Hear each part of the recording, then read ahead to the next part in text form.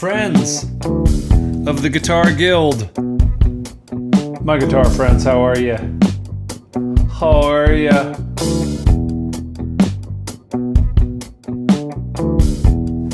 Alright, seriously. What's the name for your guitar? What's your nickname for your guitar? We need to get to the bottom of this today. We need to name this blue guitar that we got right here. Right up in here.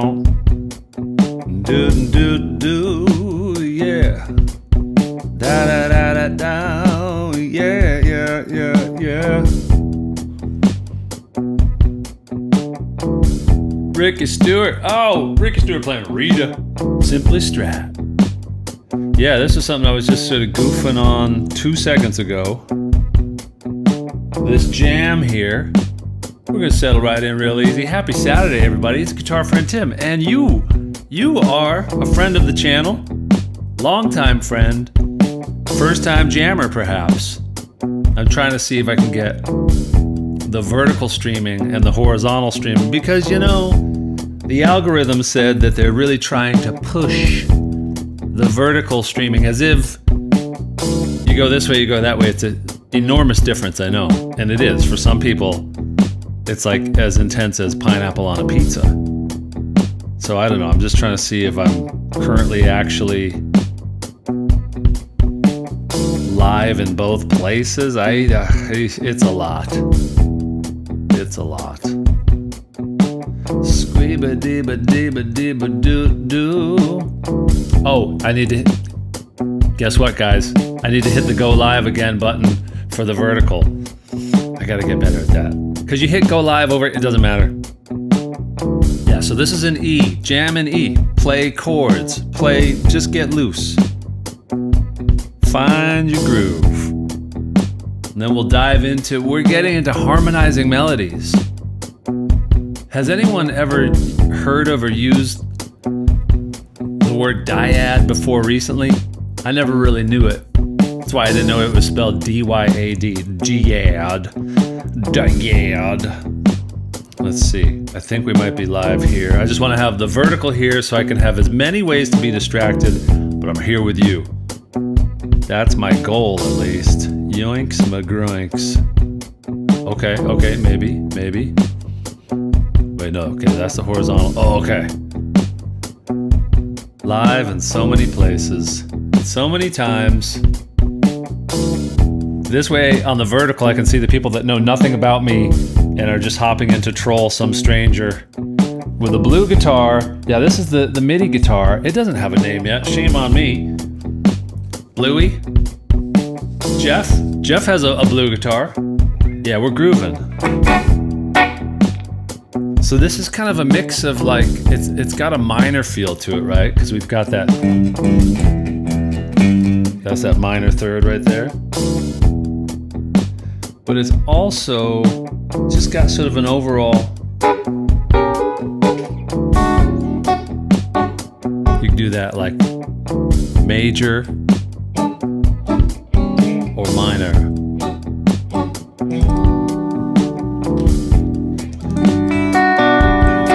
Jimi Hendrix.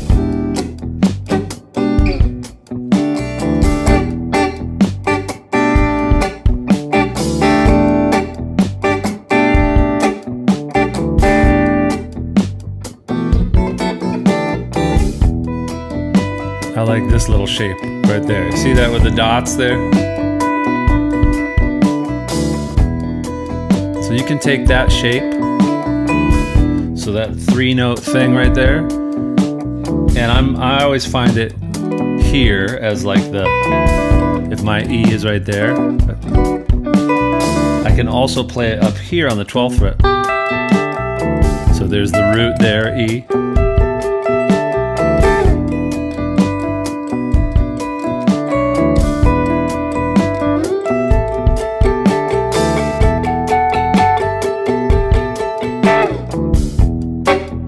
This is a great one right here.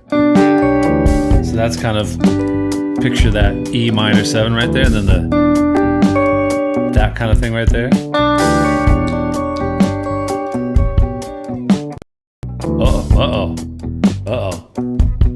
might be overloading the mainframe. Ableton was just kind of freaking out.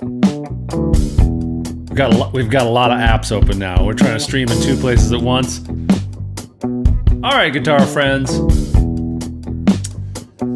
Oh, gang. Jeff, Sonny, DJ, Michael, Ricky. Let's do this. It's Straturday. Sort of. Kind of, sort of. A little bit. We're gonna be going through the 6 different ways to harmonize. There might be more, of course. We could be playing like fifths.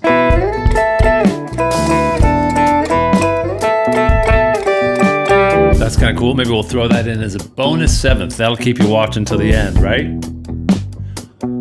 Voter in the house. Yeah, yeah, yeah. What's your favorite emoji right now these days? The emojis. They just released new emojis. A mushroom, a lime, the shaking the head this way, shaking, I don't know. We got plenty of emojis, I think. Oh, it feels pretty good. Loosen up, breathe in real deep. Inhale, exhale. It's your Saturday morning yoga with Tim. Inhale, yoga friend Tim. And then hold your breath at the top. And then exhale slowly. Nice work, gang. I love these drum loops I use from Yurt Rock. And I did sort of a sample, like a loop library swap with my friend Galen, where I had a bunch and he had a bunch and we did a hard drive swap.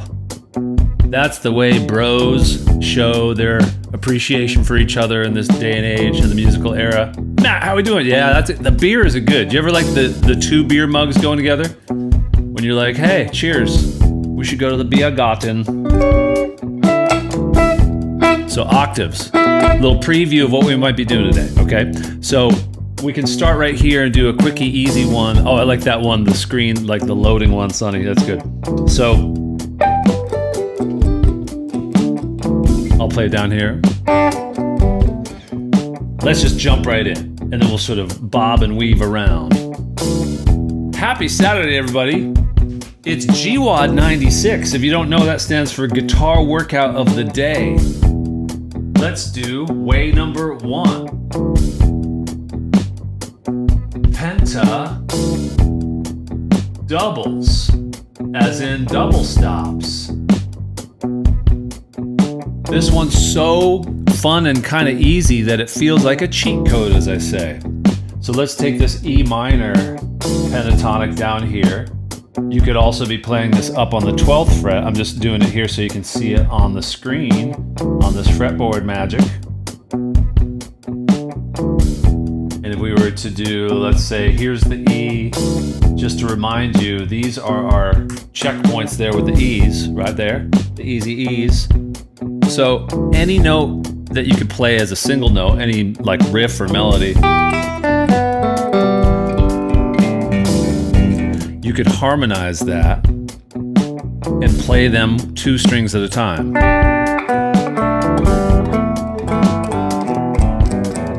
And the game is to basically put the melody note, your sort of the phrase that you're playing on the top, on the high note,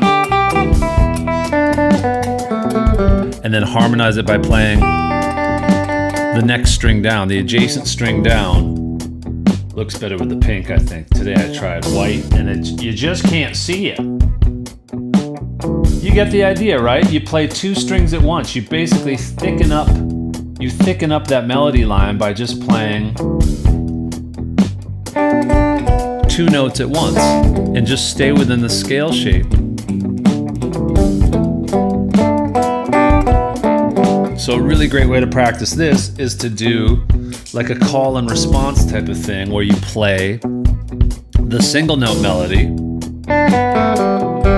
and then you try to harmonize it.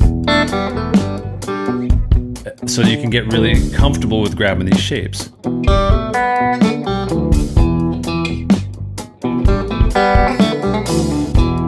You know?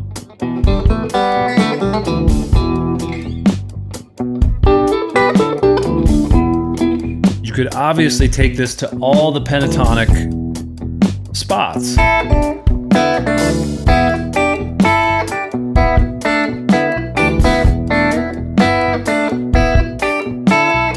let's try a bit of that. We're just gonna go real slow. And we'll kind of run the entire scale down here in this shape. We'll start by playing a single note. A 1, starting on the top, 3, 4.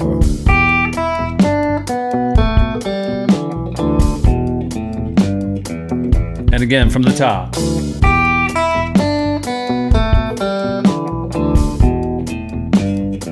Now let's try to harmonize it, double stops.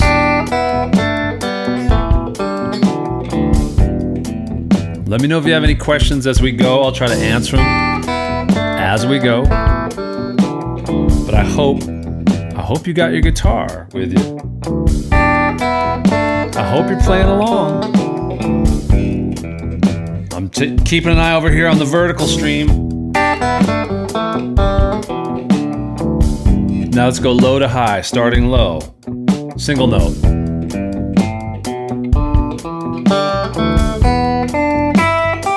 Come back to that E, right? Boom, boom.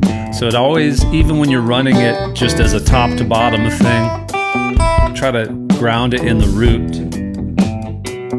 that the scale is actually built around. Let's harmonize it now, double stops.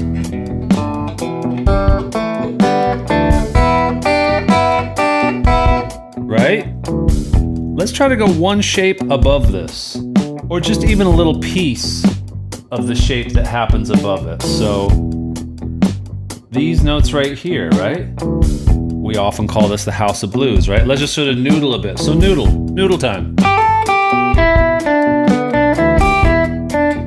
And I need you to always keep in mind where these roots are. Root. Big old root circles there, right?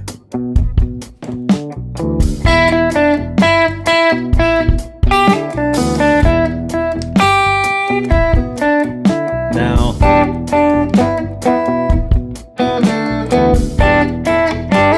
you see how you could just spend like an afternoon just playing that game, get a good tone going that you like. Speaking of tone, Tony's under the bed, the tone. And then go.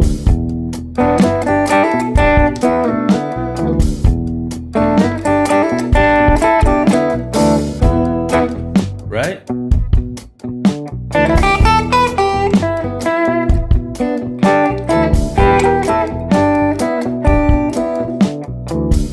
I love it.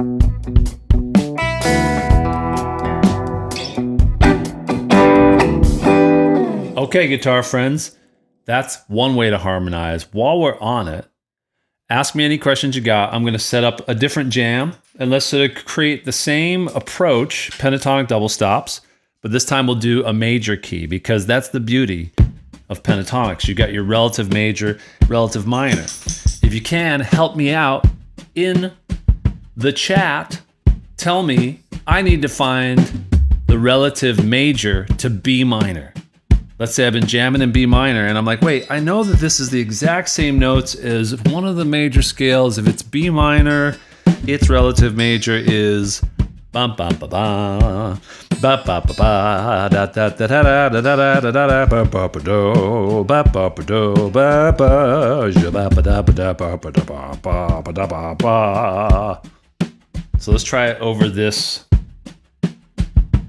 Yeah, D major, as in DJ. DJ knows what's good. So let's try something like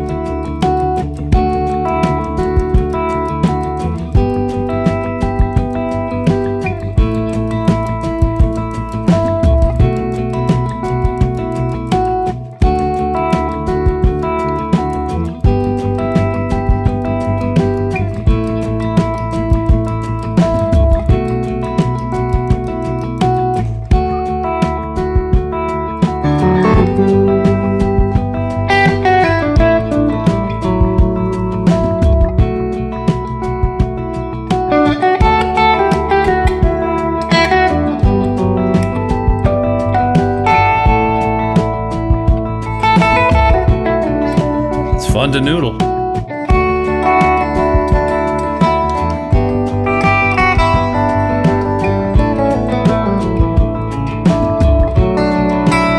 We'll get into the sixths. Those are sixths. That's all I was playing. I was just noodling on some sixths. And then I put in a funky little bass line. And we're driving it. Now let's scribble it out on here. So start noodling in D major. And guess what? I'm gonna go easy on you and we're gonna focus on the classic Baux 1. I'm almost getting kind of good at drawing these little doodle dots, but it will always look a little bit like first grader graffiti. Because that's what I'm here for, gang. In fact, I'm gonna add another shape below this, right? So below that would be this one I'm not always so accurate on. Okay. Give me a D. Give me a D. Right there, right there. This next one right here. Okay. Let's do pentatonic double stops now using D major.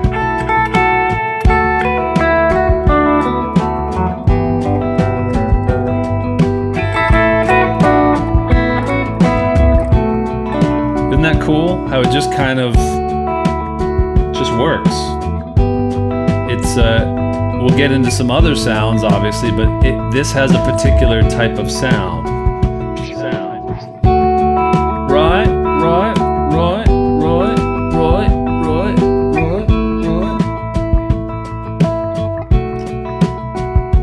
right.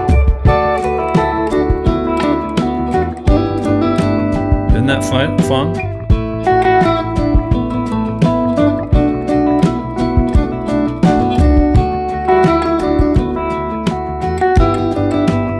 Harmonize.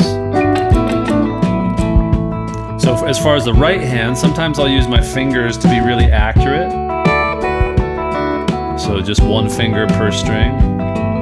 Other times I'll try to do the down strokes, and if you mute it with your right hand, you'll get that, that kind of Corey Wong plucky thing, which sounds so good on pentatonic. Okay, so we'll go a little bit longer. I want you to try to use both shapes here. And then go down.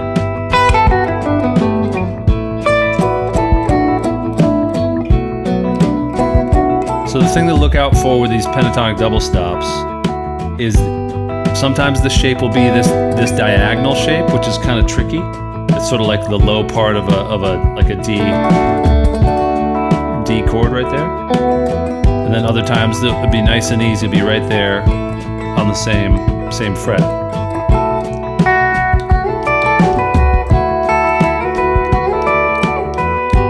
That's a nice way to pluck it too, where you sort of do the sort of like alternating picking, low and high.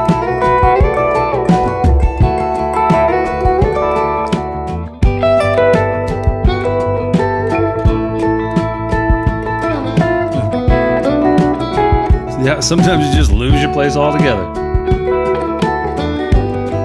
I was trying to demonstrate, unsuccessfully, how to stay on one string set. So we'll stop it here for a second. Oh, the tuning with Bluey McBluerton. This wonderful guitar has many nice technical features, but with springing into springiness here in Nashville, the tuning has been pretty rough. It doesn't really hold its spot too well. And I'm debating whether or not to go in to get it like set up. And I think I should, because I use this guitar so much. Because it sort of feels like, well, it's kind of not a gimmick guitar, but it's not the most like utterly well crafted up here. I don't really like the locking tuners. I always feel like locking tuners create more slippage than anything. But anyway, what I was going to try to say is that if you can, one way to test these, which is really good, is to try to stay on one pair of strings, because it'll get you going from these shapes, where they're on the same fret, and then you'll have the one that is the exception to the rule, that is like that major third. So that's a major third, this is a fourth, and so just so you know what these are in a pentatonic shape, when you play double stop, you're playing mostly fourths, and fourths are these ones that are on the same fret. And then the exception is that you'll have one major third, which is that diagonal. And then because the guitar is tuned kind of funny, once you get it on different frets, you get that change up there. So that's the fourth, that's the third. So look out for that. That difference between the diagonal and the stacked on the same fret is the thing that you have to sort of take through all the shapes. It'll kind of trip myself up unless you kind of run it and keep it fresh. So that is the idea there. It is a sweet sound. I really love that sound. I really want you to mess with it and play with it and get expressive with it, because little things about it when you do this,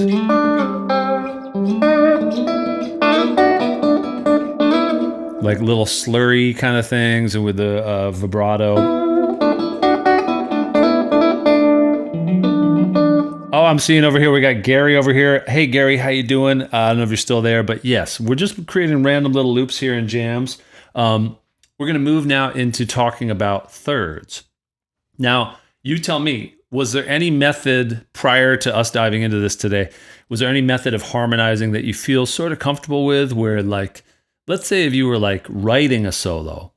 It's a good question. When was the last time you wrote a solo? Because what made me think of that made me think of back in the day in high school when I had a band with my buddies. Like, there was like a real kind of like, we were so excited about playing guitar that when we were writing some of our own songs, a lot of the excitement was like, all right, what's the solo going to be and what solo should I write?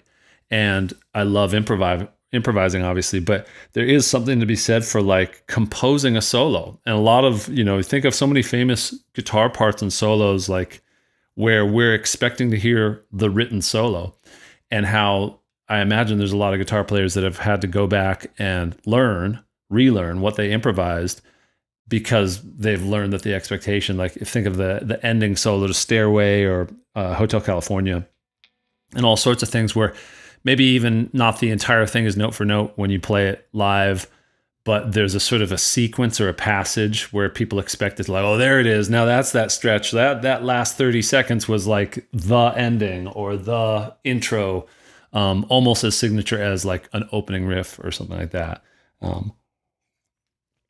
Because I encourage you to try that. See what it's like to take a jam track and write a solo. Maybe you write an opening 4-bar or 8-bar solo and then improvise after that. And you might find that written section gives you something as a way in, but also gives you a way to come back. When you think of jazz players, they play the melody and they call that the head. And you'll see jazz players, they tap their head, not always, but like oftentimes when they're giving the signal, they'll point to their head or tap their head as a way to tell the band, like, we're going back to the top, back to the head. And then they'll all drop in and play the melody together and the rest of it. So it's that combination of like open road mixed with roads. We don't need roads where we're going. Anyway, checking the chat. Yeah, I used to get so excited. And part of what my strategy for writing solos when I was, and I want to get back into it, is that like, it's a little bit like, oh, I can take that thing I've been working on, write a really like succinct little like kind of two-bar mini solo, and then I can mix in some of the other stuff I've been working on. It's almost a way to sort of make sure you hit your whole sampler platter of like, oh yeah, I'll start with double stops, and then and if you listen to someone like, is anyone familiar with the legend Wes Montgomery, guitar player, the guy who, among so many other things, he really sort of made that sound of the octaves, which we'll get into later today. He owned that, and the cool thing about it was that came from him having to practice hours and hours and hours after working a full day, and so he didn't want to wake up his neighbors living in in New York in a small apartment.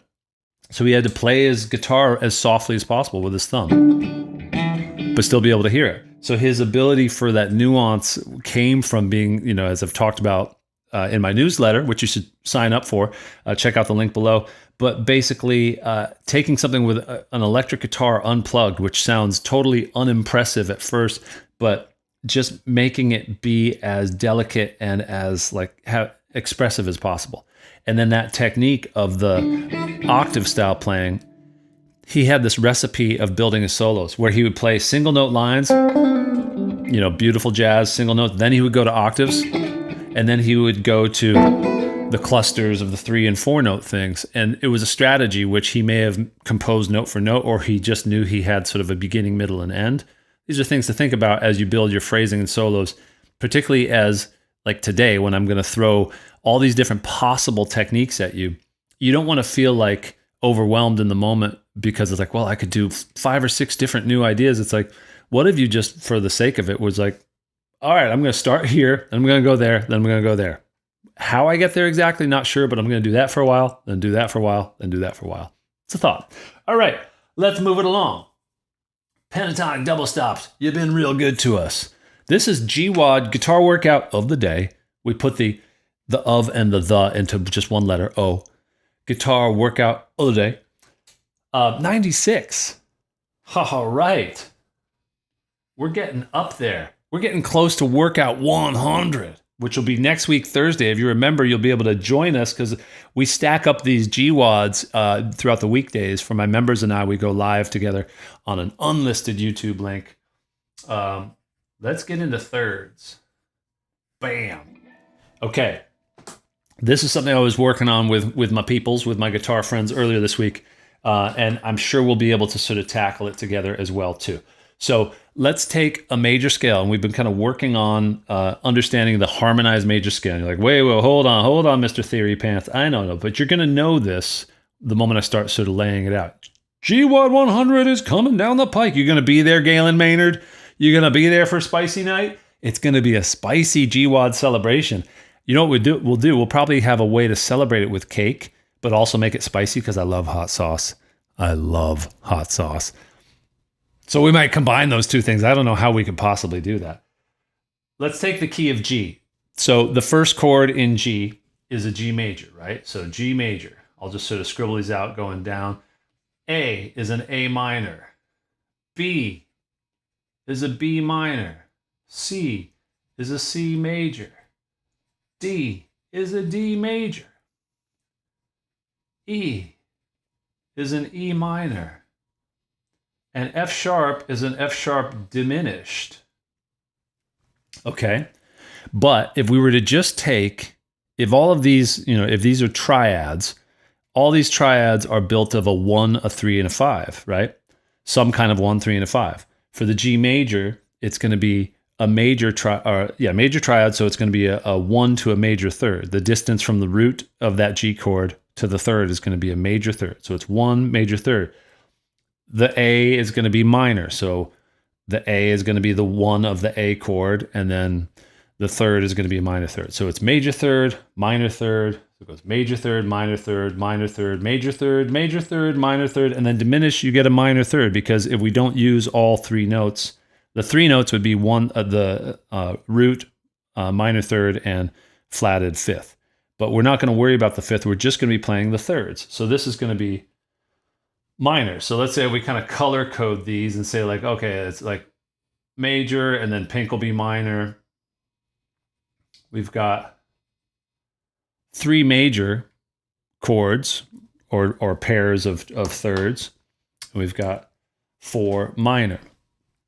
So that all might seem like, great, who cares? That's a bunch of mumbo jumbo, but this will help you as you start to be able to play on the fly, because look, you could do the traditional way, which is great, and I recommend putting in time doing this as well, what I'm about to show you, which is like, okay, let's take G major, let's take the entire G major scale, let's understand it fully, and I won't draw out the full scale, I'm just sort of showing you like that's that G right there. And if I had the entire major scale, and I was trying to harmonize it, I would be able to build that just by saying, okay, I want to harmonize this note. I go up a third. I go 1, 2, 3. Okay, great. I want to harmonize this note. I go up 1, 2, 3. Okay.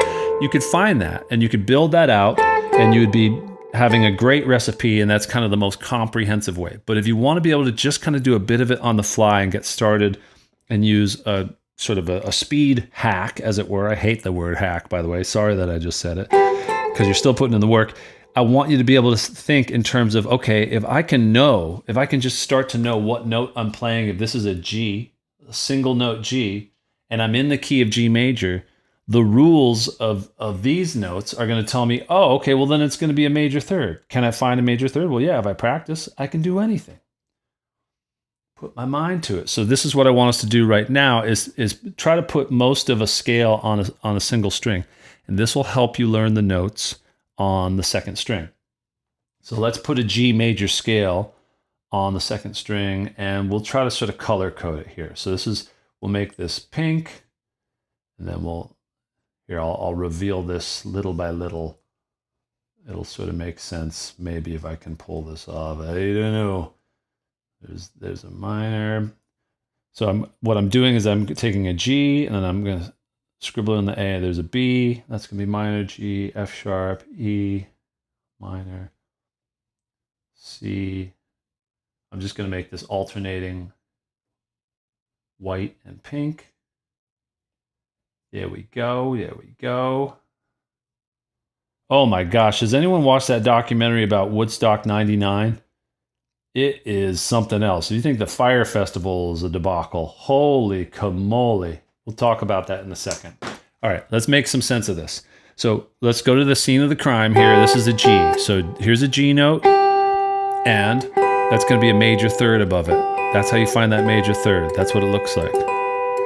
If I go up to an A, that's an A note. It's going to be a minor third because it's matching the harmonized scale, right? It's matching all of the rules of what a G major scale would be. So if I went 1, 2, 3, 2, 1, and then I want to harmonize that, I'd go 1, 2, 3, 2, 1.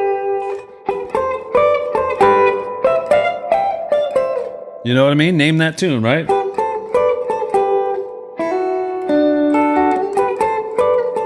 You're going to hear so many songs as we get into these harmony parts that just sort of instantly pop to mind when we start noodling on these, right? Okay, so that's a lot of talk. Let's do some rocking. Let's play a little something in G. I'll find a drum loop here. I love it. Lucked out. Galen, my buddy who got me these Yurt Rock drum loops, and I have paid for a bunch of them too. So if Yurt Rock sees this, I'm sorry. Please be a sponsor. You guys are cool. You guys and gals are great. But there's something we'll do later, and they have a bunch of percussion loops that are like from iconic songs, because you can't really copyright just the percussion loops. And we'll do a bit of Name That Tune, because some of them, when you put on the entire percussion like track, it's like, oh my God, that's blank and blank. That's that huge hit song. And then they give you all the layers to mess with, and it's great. Boom. Boom. Okay, let's do something in G. Love this frickin' loop. Turn it down a little bit.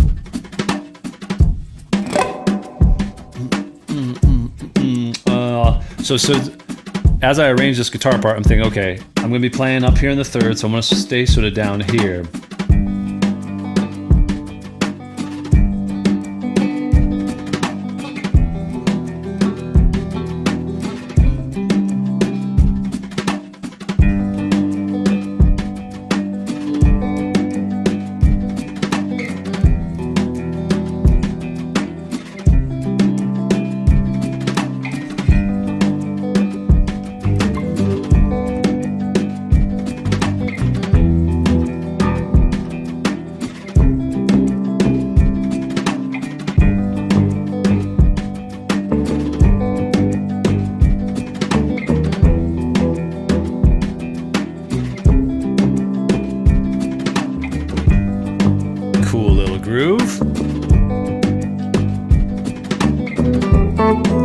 I always forget to turn off the octave, which I kind of like. All right, let's harmonize.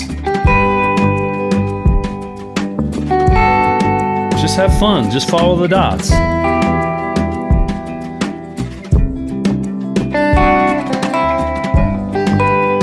So right now, if you're a little confused by all these sort of theoretical details, just follow the dots and improvise. But if you want to sort of connect the literal dots, ask yourself, what note am I playing on the second string? Just try to find that and say it as you play it. Okay, G, F sharp, E, and then can you say it as the numbers, the degrees of the scale in G? 1, 7, 6, 5, 4, 1. And then can you say, just in terms of major or minor? Oh, okay, so G is the one chord. Oh, it's gonna be major. A is the 2 chord, so the third is, it's gonna be a A and a minor third. B and a minor third. Play that game, just sort of run through it. And then don't forget to listen and just enjoy your beautiful playing. And I mean it.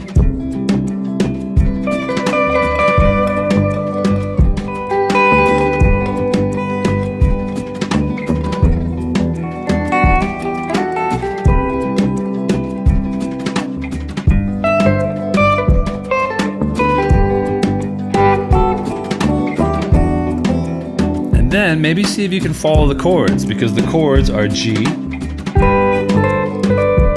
then we're gonna go to an E minor coming up here. Oh, what if I found the E? Oh, that sounds like it works. Chord tones, right? G. E minor. And then a C.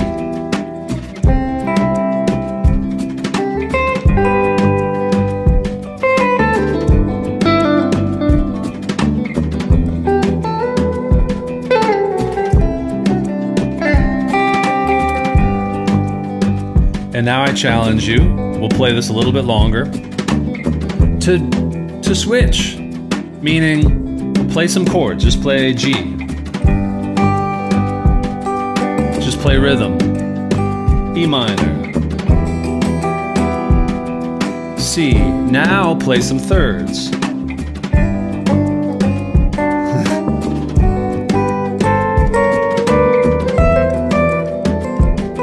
So don't stay in one gear for too long. Your brain will get numb, right?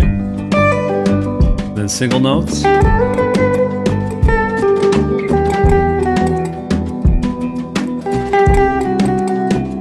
go back to chords or something else, right?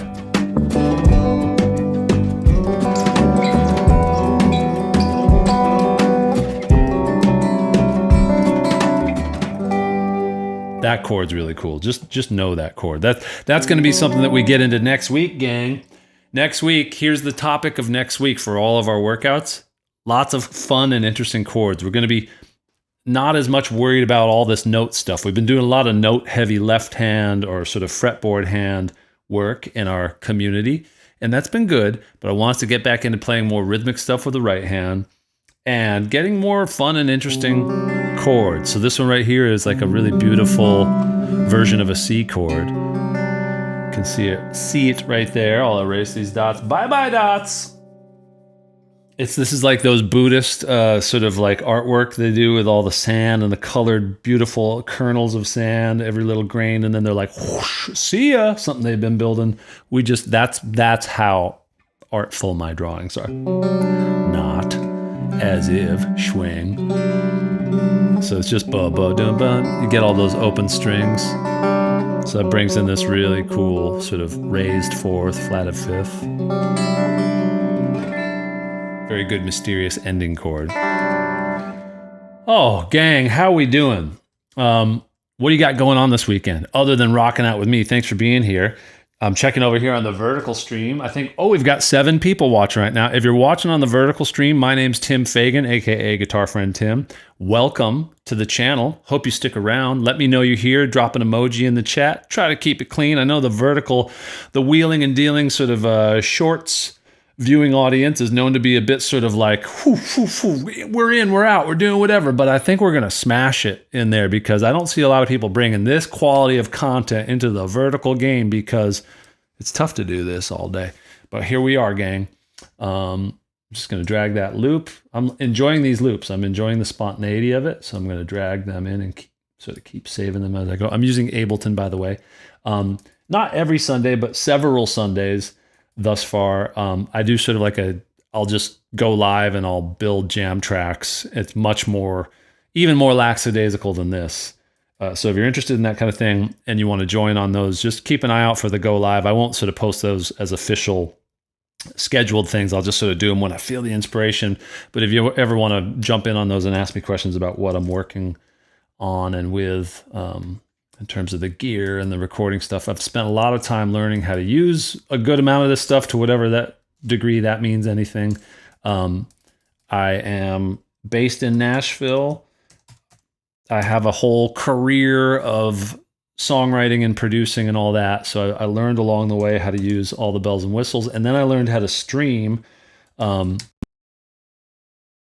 Saving. Yeah, so I had to cut the audio out. As I save the session, got to save these loops. I learned how to stream a few years ago when I was streaming on Twitch a lot. And that was kind of fun. And then now I'm doing this because I'm building courses and I'm having a blast. And let me just show you I think this is the bang. See, this is outdated. Now we have way more daily workouts. We're approaching 100. This is 96 right now. I never know which way to aim. That's Lolly back there walking in front of the... Boom. We have a lot of good stuff going on. So we got those workouts that you can... join us live on every week. It's about 20 minutes where we go much faster than this. We just sort of jump in, do some exercises, and sort of quiz your brain, keep it fresh and in your mind, keep you playing the guitar. The momentum is everything. That's what people really enjoy. And then you can search through all of those workouts. So it creates this growing, beautiful collection and library. And I'm getting in there and I'm adding more hashtags and everything like that. So you can search specifically by the exact topic you want to zero in on. So at whatever point you join us, you can absolutely zero in on a topic and have these very clear bite-sized workouts that you can just do and then go to sleep and wake up the next day and play more guitar. It doesn't always have to be this big sort of feeling like you have a textbook you have to get through. Chip away at it. Play, mostly play. Less talk, more play, as I talk more. And then we have these deeper dive courses, which even those are built around songs. Like literally these kind of jams that I'm doing, there will be like a verse and a chorus. It'll go through a couple times, and that gives you some context to try these ideas out, to have actual guitar parts, because that's another thing that I think is really important, is that as you're learning to pick up the guitar more often, like play every day, that's like pillar number one. The next thing is like have some kind of way to play whole guitar parts rather than just the intro to a famous song or just a little bit of a pentatonic riff. If you play a song all the way through, even if it's sort of an imaginary song where it's just a 2-minute kind of like bluesy jam track, I design them in a way so that it has the good things that real songs have, where there's like an actual like lift and a dynamic range and an outro, and then it ends. When you do that, your brain just grabs onto it because you're like, oh, I want to play that song again. And then you learn it so much faster rather than just, I think I'm going to jam for 9 minutes in G. Okay, that's like just doing curls and being like, I think I'm going to be better at sports if I just get strong doing this one exercise. It's like, you got to find out, you got to try it out. Which brings me to the third thing, which is that I really find that sharing your music is what seals it all together. All points 1 and 2 become the gel that brings it together. Is like when you share your music with a community, with your stuffed animals in your room, with a friend across the world, with a live audience, in whatever form or capacity you're willing to like hit the record button, show up in person and just say, here we go, I'm going to play this song. It burns it into your bloodstream and everything, because you have to kind of filter out all the other options in theory and just play real music. And that's why we have a monthly Dare to Share challenge.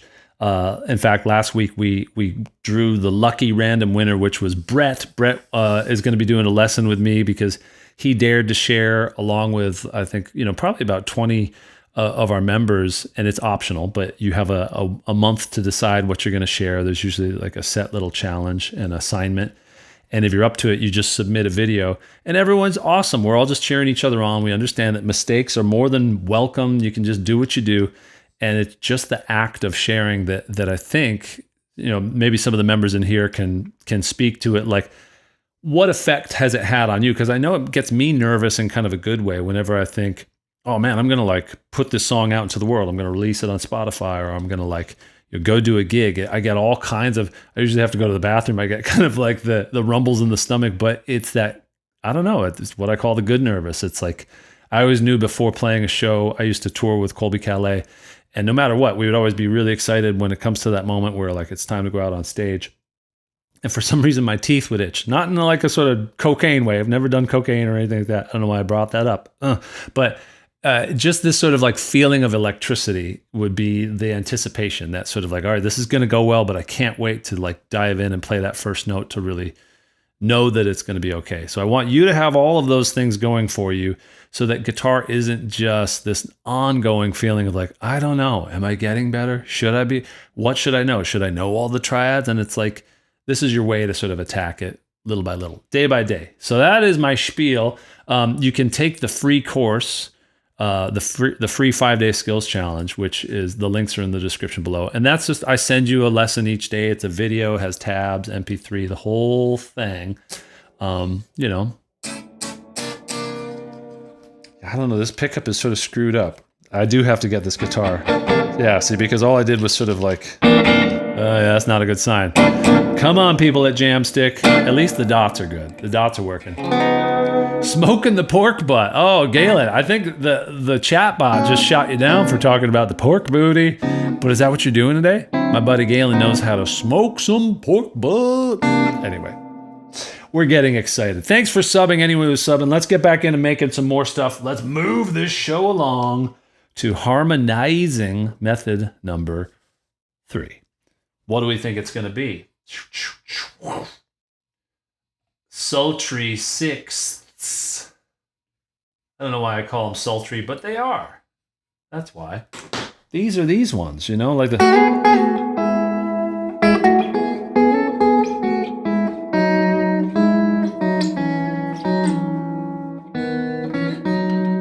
It's the...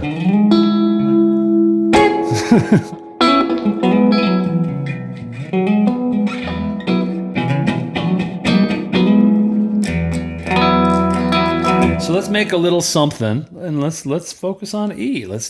Tell me what's the relative minor to E major. I'm going to find a little drum loop here. We're going to build a something here. Ooh, I like that sort of suddenly 3/4 kind of thing. Yeah, let's do that. We'll do slightly slower. Ah. I don't know, let's see if this even works with my session or whatever. Yeah, it's gonna be like, wait, Ableton's like, wait, this is not in 4/4. Does not compute. I don't know. Let's see. So it thinks this is 5 bars long. I'll jump ship if this doesn't work. How long is these? So it's like 1, 2, 3, 2, 2, 3, 3, 2. I guess that would be 6, 8. Oh, let's try.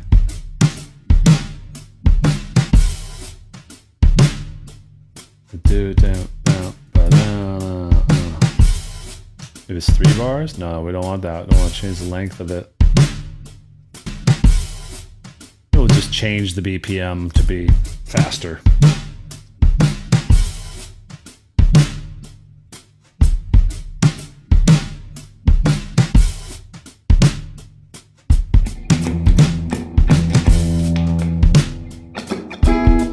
Okay.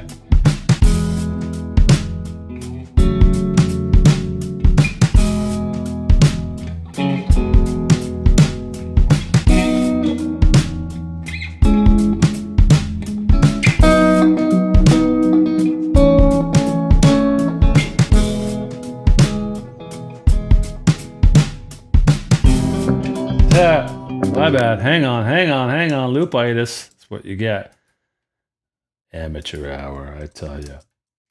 Does anyone have a looper? Does anyone have a good fun looping story of a disastrous loop moment on stage? Because they'll have... Ooh, Ed Sheeran has a new looper that just came out. Like it's the commercial version of the one that he made, the custom one. Anyway.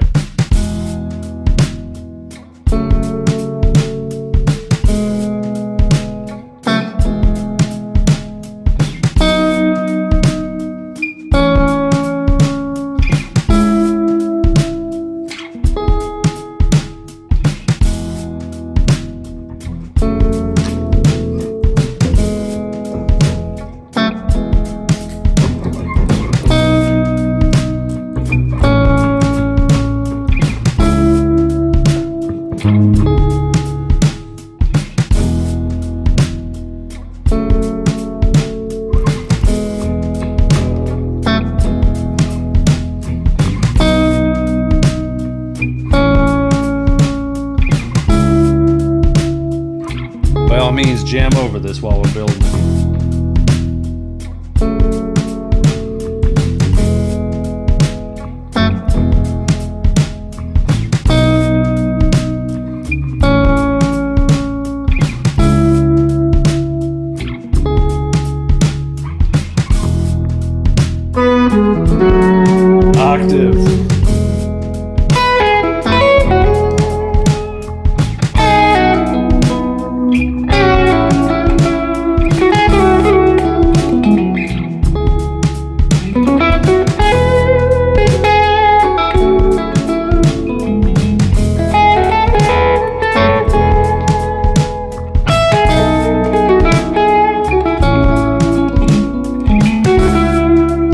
Okay, so let's focus on these 6. This is what they're going to sound like.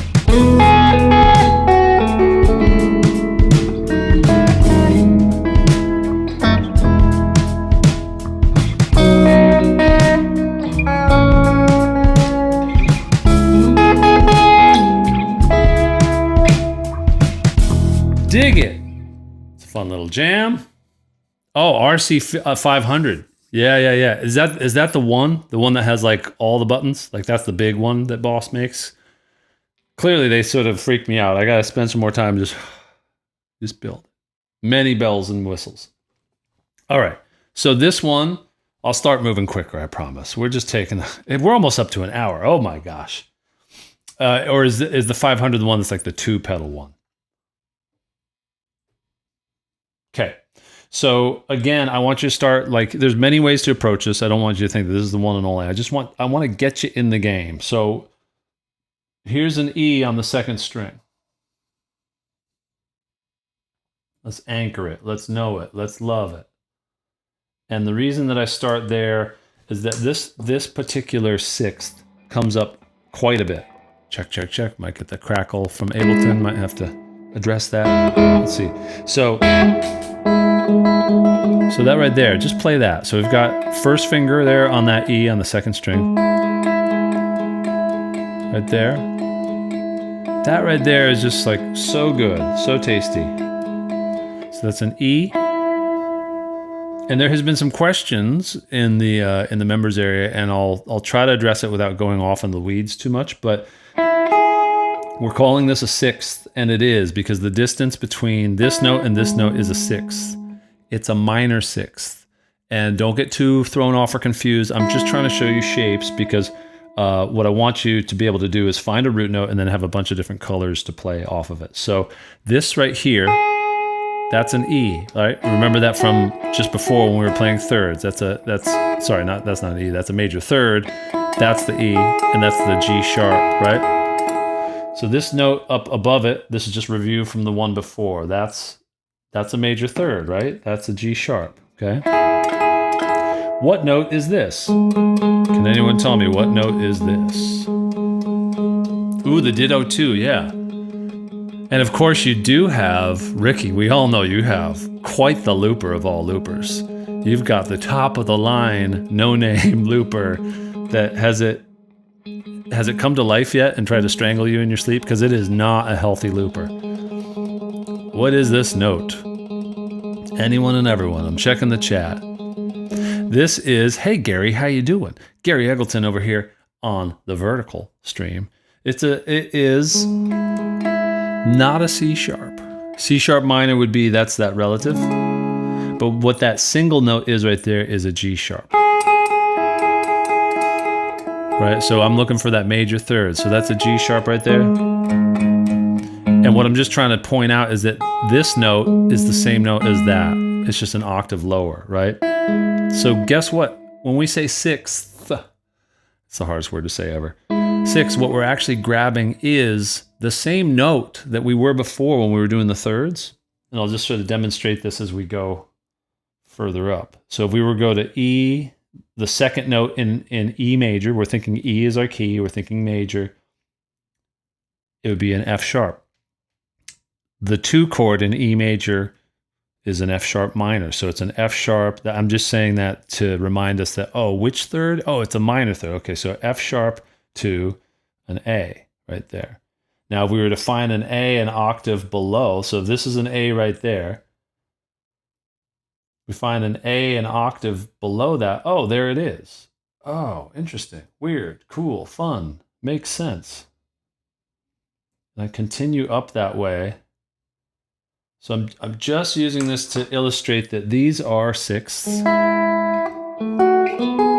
But if you were to dig deeper and be like, wait a second, if this is an E and this is, technically it's a minor 6. But you're saying, wait, but this is a major, it works over an E.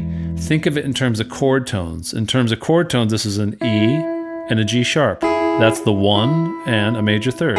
So that's going to be a 1 and a major third. When we talk about 10ths and 6ths and 4ths and 5ths, we're talking about the distance from one note to another. It describes the interval. And that distance is true independent of the home key or the scale. This sort of came up as a question from a member yesterday, actually. Sorry for the crackling. I'll see if I can clear that out in a second. That off.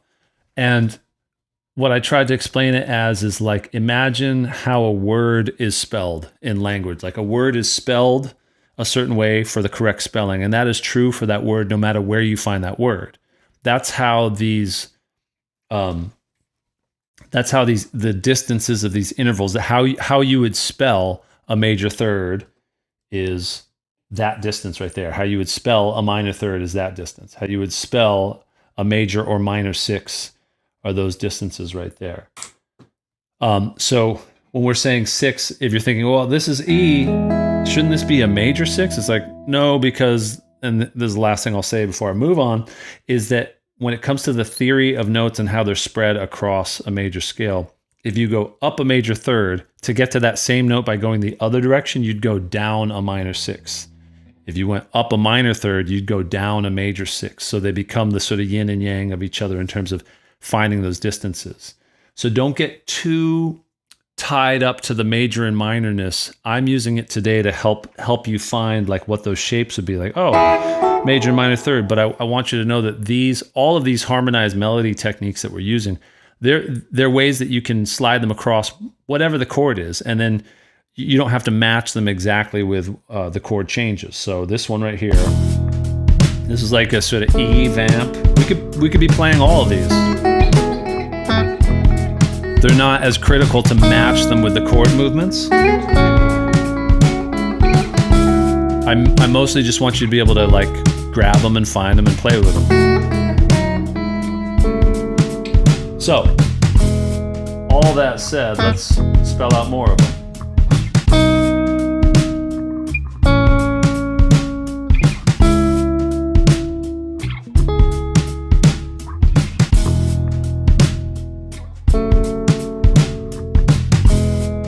Just jam on it.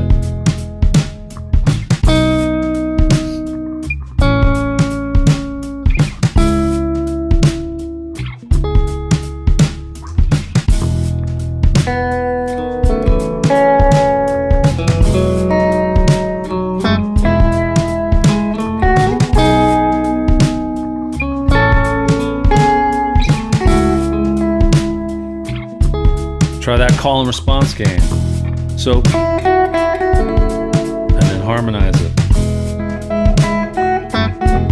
Oh, we got Galen Maynard over on the vertical chat as well as the horizontal. Jumping between worlds.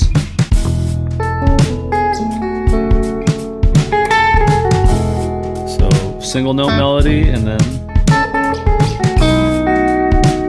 it's pretty cool, right?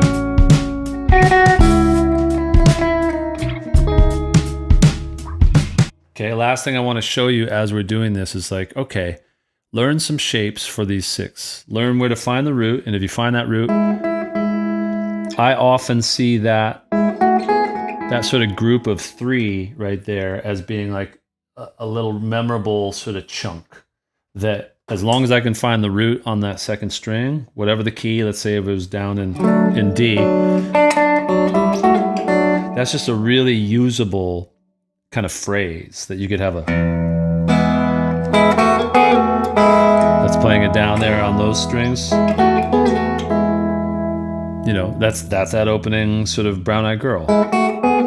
It's a very singable melody right there. So super useful. Have that in your toolkit, and then build on that knowledge as we go.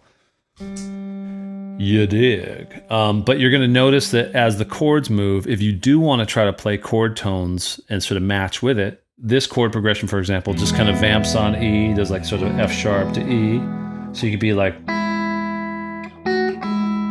which is like, you'll see those chord shapes kind of surrounding it. And then it goes to a B chord. Then just look at where you find those, see if that's a bar chord right there holding a B.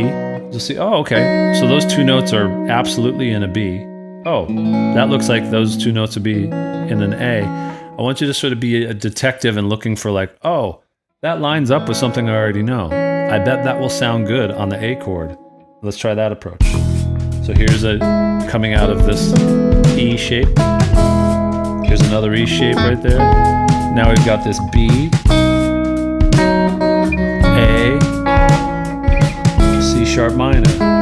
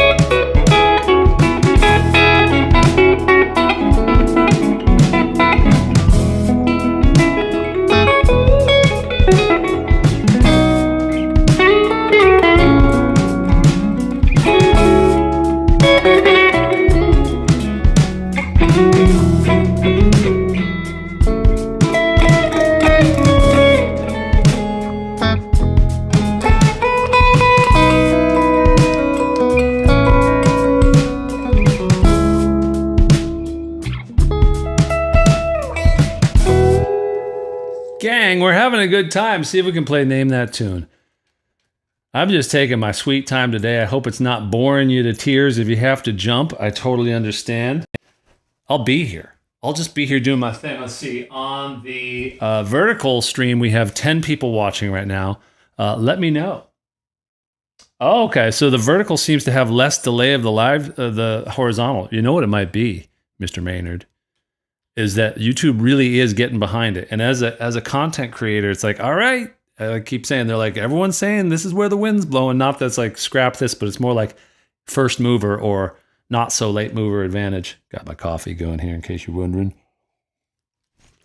Okay, good, Clarence. I'm glad to hear that. Love it. Let's play Name That Tune. I have no idea how this will go. I'm going to just literally play a percussion loop.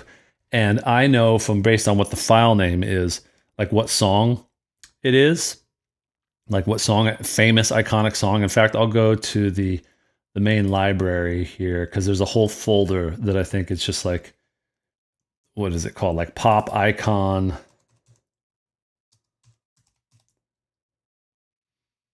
Like iconic pop percussion or something like that. Where's it from? Where's it from? I'll find it. I shall find it. Oh yeah, oh yeah. Let's see, where's... Okay. Oh, okay, I gotta play at the right tempo too. Okay, so otherwise I'll throw it off. Okay, ready? Who can name this? Here's the correct tempo. There's the bonga. I like this. Name that tune, y'all. Now I'm gonna give you some more. Here's the full loop. Can you name that tune just from that?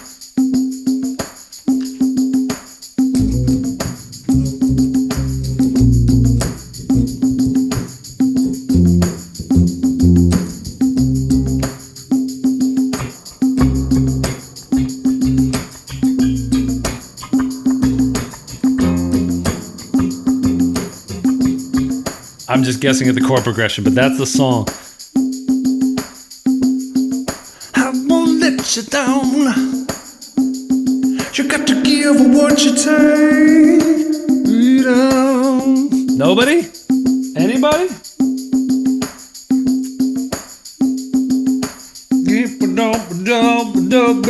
Freedom. Freedom. George Michael.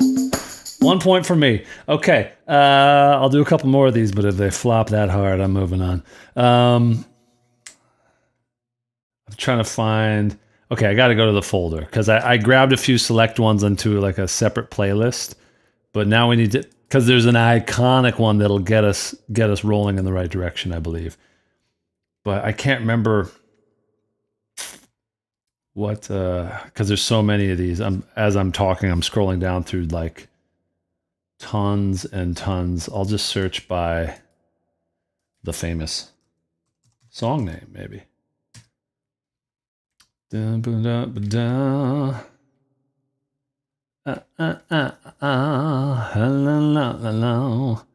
You got to give what you take. Ba-da-da-da. Oh, wow, this is tough. Freedom. Yeah, okay, you guys had it. Maybe it was just the lag. The lag. Okay. What kind of, do any of you out there do your own recording? What kind of DAW or digital audio workstation do you use? I'm curious. And do you have any curiosity about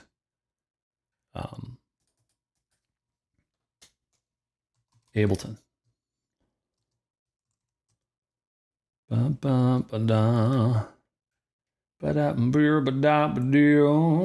Studio percussion.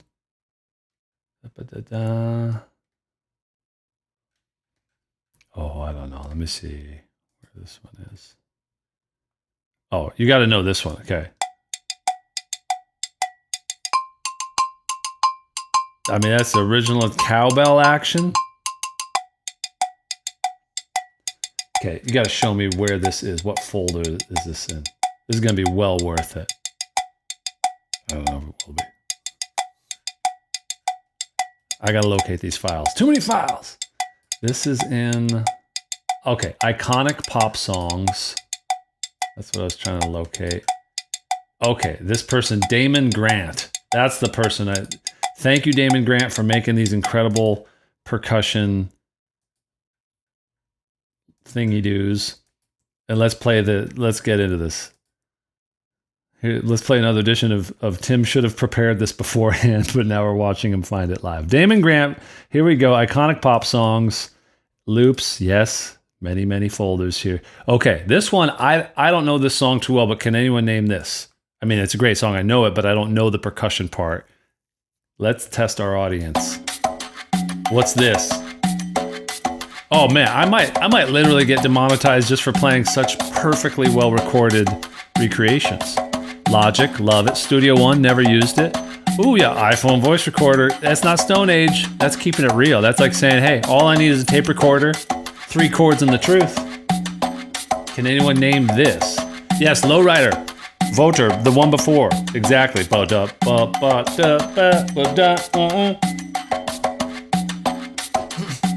Ardor, Linux free software guy. Nick, you're a wild man. That's just like, can't even understand it. I mean, I know Linux is like the way to go for like the real deal people. Okay, let's move on to this next one. That was 99 Problems, but a loop ain't one. This is 1999. You know what's messing it up though is probably the tempo. This needs to be 120.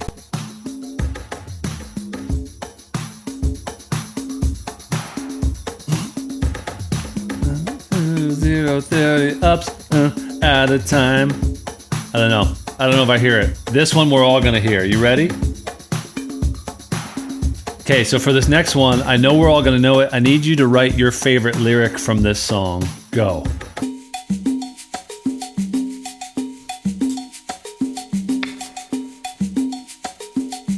Anyone?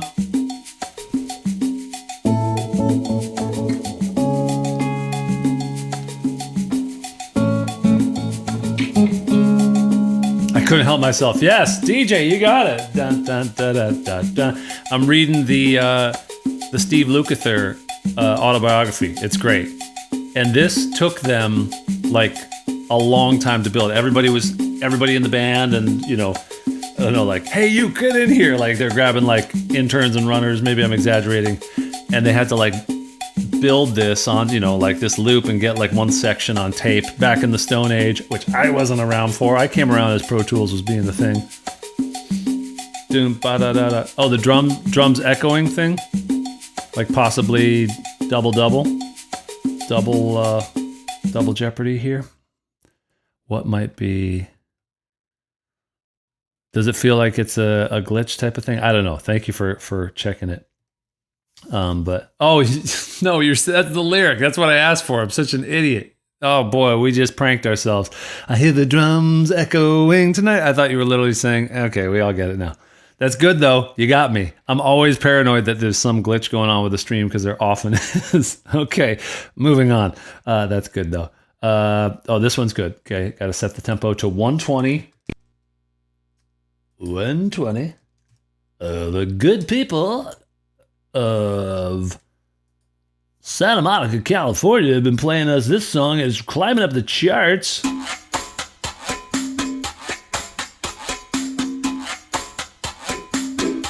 Think 90s.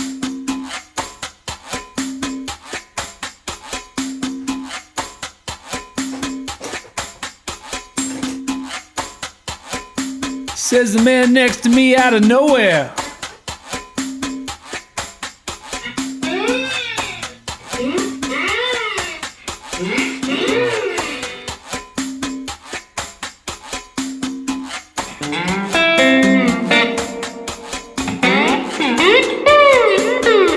Tone Low could be good.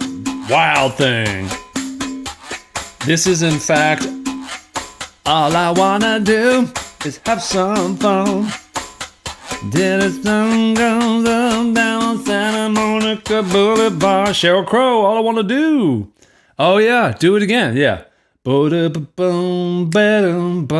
That sounds like it totally could be it. These are good guesses. Okay, here's one coming in at 108. Iconic Pop. Those were all good guesses. Those were all iconic in my book, but this is about it. Think more towards Africa on this one.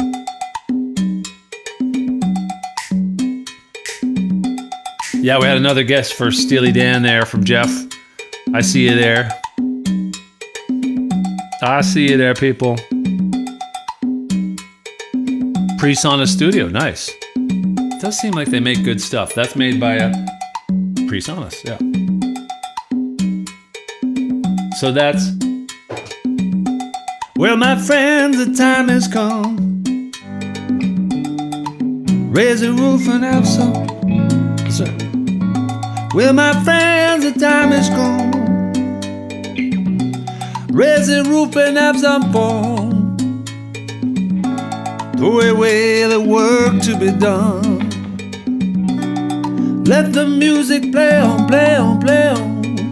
Love it. All night long. All night long.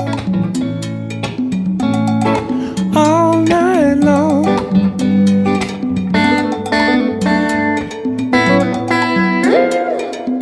Nice work, gang. All night long. Yeah, I mean, I just had to let that go for a while. Sorry about that. Let's see, we got some. Ooh, this one could. Okay, this one. Think more throwback. Think more iconic. I don't know. I don't know if this one is going to be signature. Let's find out. Like I can't picture it in my head, but let's see. Lionel Richie. That's right. Yeah, Lionel. Yeah, he was busy. He was a busy man back then. He was winning awards. He was hosting shows. He was putting it all together.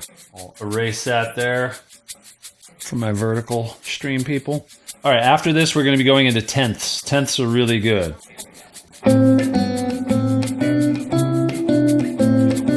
That was Big Yellow Taxi, by the way, what we're listening to there. They put up a parking lot. Hey, farmer, put away DDG now.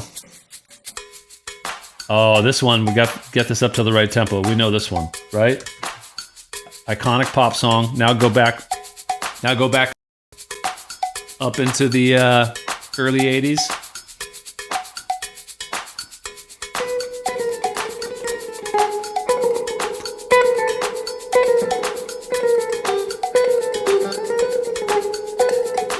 I'm trying to vaguely quote the string part. Boom, boom. I don't know what that is, but that is "Don't Stop Till You Get Enough." Any Hoosers, let's use that. We'll use that percussion loop. We'll just try not to get, shut down by the copyright authorities. We'll turn the tempo down a little bit. We'll say that we made it our own. We'll grab a simple dumb drum beat, or a dumb beat, as I call it. Try to find a real simple one. That could be cool. That's a vintage kind of vinyl one. I don't know. That might be kind of crazy here. Yeah, crazy good. Okay. Okay, so we're going to be doing tenths. That being the case, when I make this loop here, instead of playing anything that's low, I'm just going to play some, like, maybe some atmospheric higher stuff. Or just like a little sort of chiming thing up above, because I'll show you why when we get into this.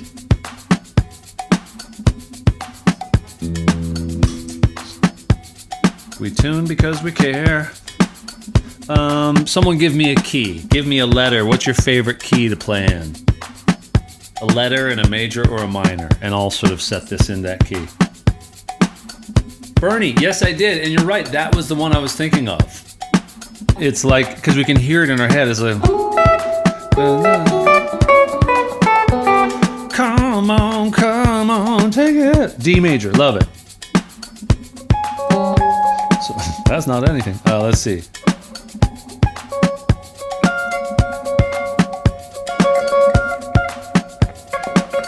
Just looking for a little repeating figure.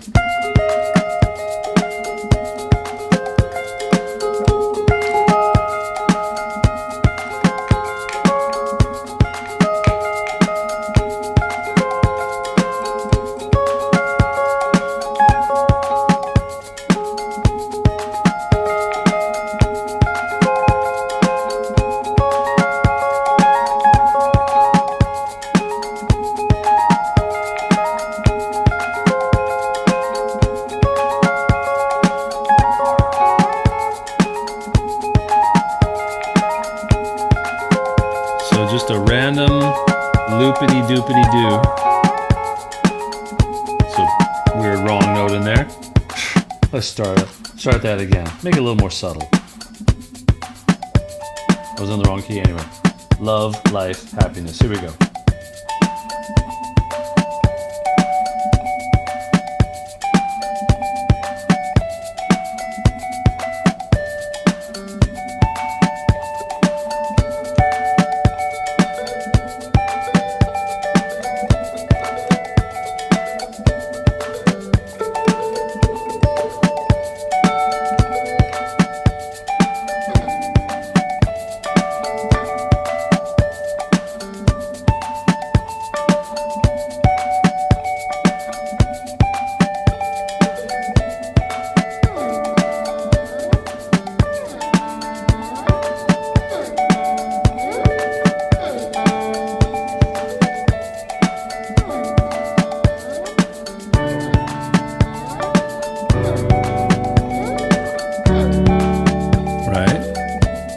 We got there.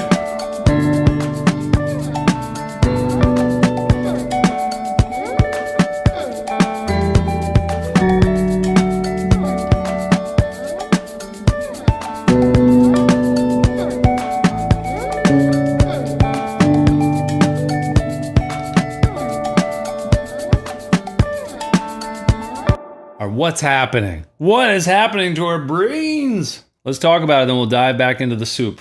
This is fun. I just wanted us to breathe for a second. We're about to get the feels, and we need to achieve liftoff together. So, D major. Let's look at it real quick. Like, oh man, we were just about to rock out. We'll get there. We'll get back there. Now we're going to look at the low 6th string. We're going to find our root right there. D, 10th fret, 6th string. Right? Right? Spell a scale on a string. Let's do it. Why not? Let's have fun with it. D goes up to E. D goes down to C sharp. Then it goes down to B. Then it goes down to A, G, F sharp. And if you're like, wait a second, how does he know all that? It's like blood, sweat, time, practice. These are the things that are worth it. It is worth putting in the time to start to know the notes of a major scale, so that it's not always looking up a chart or looking up a Google sheet or having a decoder ring or something. Useful as they are, you got to be off book, as they say on Broadway and in Hollywood. You got to be able to take some of these things and just know them. Why? Because you're going to need to have that extra brain power to think of more cool stuff on the fly. So those are the notes of D major. Boom, they're on a string here. We're circling the D. That's our sort of map right there. It'll also be useful for us to like have it on the fifth string. So oftentimes my members and I will warm up in our workouts with doing a bit of root name recall to exactly test this very idea, where it's like, all right, you got to be able to rapid fire, be able to spell out the notes, just awareness of where they are on the fretboard, on the map of the moon, as it were. Map of the Moon, shout out. Check out Map of the Moon, great band. So there's a D right there. So tell me, if you could, and this is going to be good, in the chat, thanks for sticking with me. I think we're going for a long one today. I think we're going for at least 2 hours, but if you got to take bathroom breaks, don't tell me about it. So this is something that we did earlier this week in the members area, and it was fun. It was like, okay, we're trying to get good at knowing very quickly how to spell out the major and the minor chords of a major scale. So those are the notes of a D major scale. Now spell out for me, if we were talking about these as chords, as a harmonized scale, it'd be like the 1 chord, the 4 chord, the 5 chord. We've already sort of talked about it earlier. What would the sequence of major and minor be? So I want you to write it as, if it's a major, you're going to do a capital M. If it's a minor, you're going to write a lowercase m. So in the chat, spell out for me the entire D major scale only as capital or lowercase m's. Do you know what I mean? So it'd be like capital M for major, then the 2 chord would be, and then the 3 chord would be just, and it'll result in once there was this kid who got into an accident and couldn't come to school, but when he finally came back, his hair had turned from black into bright white. They said that it was from when the cars had crashed. So I just lost all my viewers on the vertical. They're like, well, this guy, you can't do that. You just can't do that. No one likes that. Oh yeah, and then the D for the nice. So yes, major. I was just killing time, as they say. Killing the vibe, as they also say. Minor, sorry for the bad doodle penmanship. And then we'll say, and then about if we went all the way 1 through 8 repeated. So the D is written there just to bookend it. But yes, you're correct. If you get that sequence, bright white, boy, that's a funny music video. It's one of those music videos from back in the day when they just did it literally. Like, hey, what if we just literally, but like figuratively also did it? Oh my gosh. If you're a fan of Limp Bizkit, I'm sorry, we might not be friends. They are the worst. Watch that documentary on Woodstock 99. Yeah, dropping it in the D. Yeah, I got to spend some more time getting comfortable and familiar playing the diminished chords. That's something that I think I can dive into and work on and share what I find. Okay, what we're talking about here and why this is important is that we've got our root notes here going up and down the neck on the 5th and the 6th string. We've got a D major scale spelled out. We've got our major and our minor chords reminded. They're fresh in our heads. If we were to spell out any one of these root notes now and build a major or minor chord, we won't worry about the diminished at the moment. Although the diminished, when we get into these tenths, it's going to be just like the other things. We're just grabbing the root and the third because, spoiler alert, the 10th is a third. Yet again, it's the third. That's just what we call a third when it's voiced, when it's played an octave higher. So if this D right here, so up here on the 10th fret, 6th string, play a third above it. It'd be right there. It'd be nice and low. It'd be right next to it. It'd be like 1, 2, 3, D major, 1, 2, 3. There's the third. That distance from there to there is a major third. Right? Now, if we took this note and played it an octave higher, That's the 10th. Okay, that's that sound, right? That's that. Okay, so what if, as an easy way to find, well, which is which, how do I do it on the fly? Take your knowledge of this key and any major key and be like, okay, well, the 1, the D is going to be a, let's just play a big old bar chord. Now take out all the notes you don't need, and what you're left with is, see, you're already holding it. That right there, that's that major third of that D major chord. See it? I get rid of this note, I get rid of this note, get rid of this note and this note. Don't need them. That's just like a root and a fifth, root and a fifth. We get rid of them. Take the same approach through all of these. Like the B minor, it's just going to be the root and the third. In this case, it'd be a minor third. This C sharp is going to be a diminished. So we're just going to grab the root and the minor third. So you know that sound in your ear. You've heard it in famous songs. I want you to be able to like find it and have it, right? Oh my gosh, we got Mr. Beast. Mr. Beast in the vertical stream telling me to play something. I gotta play. Oh, Shape of You. Oh, I wish I could like to. I could play another, the Beeb and the Ed Sheeran. This is like a.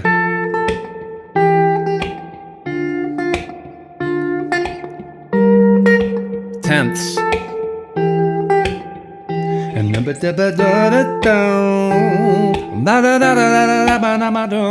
so you're gonna find them everywhere. They sound really cool. Now let's play them over our loop. Woo! Yeah. Okay. Dun dun dun dun dun dun dun dun.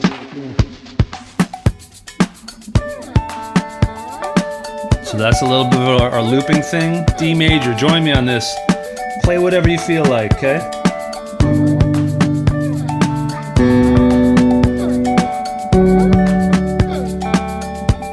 Tenths.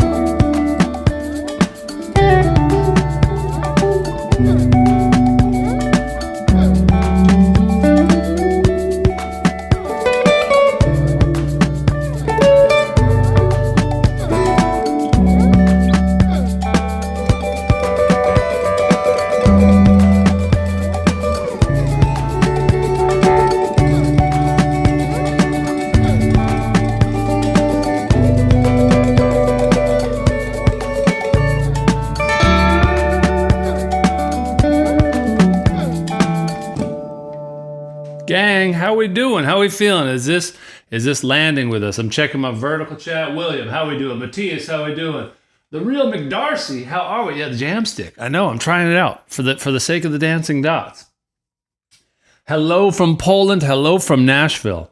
I'm going to try to say your name, and I'm sorry. Jacek. Pietraszewicz. I tried. My name's Tim Fagan, and I'm having a good time. If you're wondering who I am, I'm kind of this. I'm a guitar friend of yours. I teach guitar. I love it. I only started doing this back in July. It's going really well. We got over 100 members now. Woohoo, celebrate.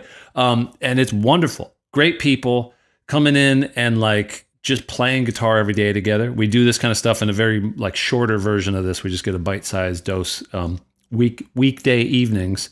And then we have a Zoom hang every Friday, which is great. So you get all this momentum. And we have fun. We have a great app, a great members area where we can drop in like songs we're listening to.